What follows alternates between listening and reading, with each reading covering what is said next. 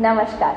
आपको ऐसा लग रहा होगा कि अगर मैं ये लाइफ इंश्योरेंस लूँ और मैंने जो पैसे भरे हैं वो अगर पैसे डूब गए तो, मैं जिस कंपनी से लाइफ इंश्योरेंस ले रहा हूँ वो कंपनी ही डूब गई तो, वो कंपनी बैंक करप्ट हो गई तो मेरे पैसों का क्या होगा, मेरा इंश्योरेंस कवर का क्या होगा। तो इसके लिए आपके पास 3 सेफ गार्ड है और आपको तो डरने की बिल्कुल ज़रूरत नहीं है। आइए ये 3 सेफ गार्ड डिटेल में समझते हैं। पहला है री इंश्योरेंस। अगर मैं एक प्राइवेट इंश्योरेंस कंपनी हूँ और मैंने आपको कोई पॉलिसी दी, तो जब आप मेरे पास क्लेम करने आओगे तो उससे पहले मैंने आपकी पॉलिसी के अगेंस्ट में दूसरी एक कंपनी से री इंश्योरेंस ले लिया होगा।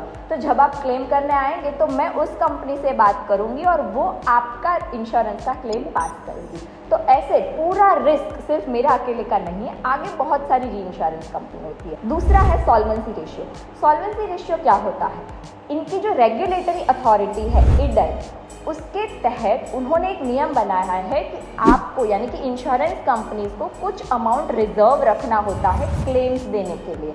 जो अमाउंट प्रीमियम के तौर पे कंपनीज को आप दे रहे हो, पूरा अमाउंट कहीं भी नहीं इन्वेस्ट कर सकते, उनके कुछ रेगुलेशंस होते हैं, तो आपके पैसे वैसे भी सेफ है। और तीसरा है कि अगर आपको ऐसा लगे कि मेरी कंपनी ही डूब गई तो इसका जवाब यहाँ है। इनकी जो रेगुलेटरी अथॉरिटी है IRDAI, अगर उसको लगा कि ये कंपनी डूबने वाली है या फिर ऑलमोस्ट डूबने के कगार पे है, तो वो ये कंपनी को किसी और अच्छी खासी चलती इंश्योरेंस कंपनी के साथ मर्ज कर देंगे, ताकि पॉलिसी होल्डर्स का कोई भी नुकसान हो उसको रोका जा सके और उसका नुकसान बिल्कुल ही ना हो।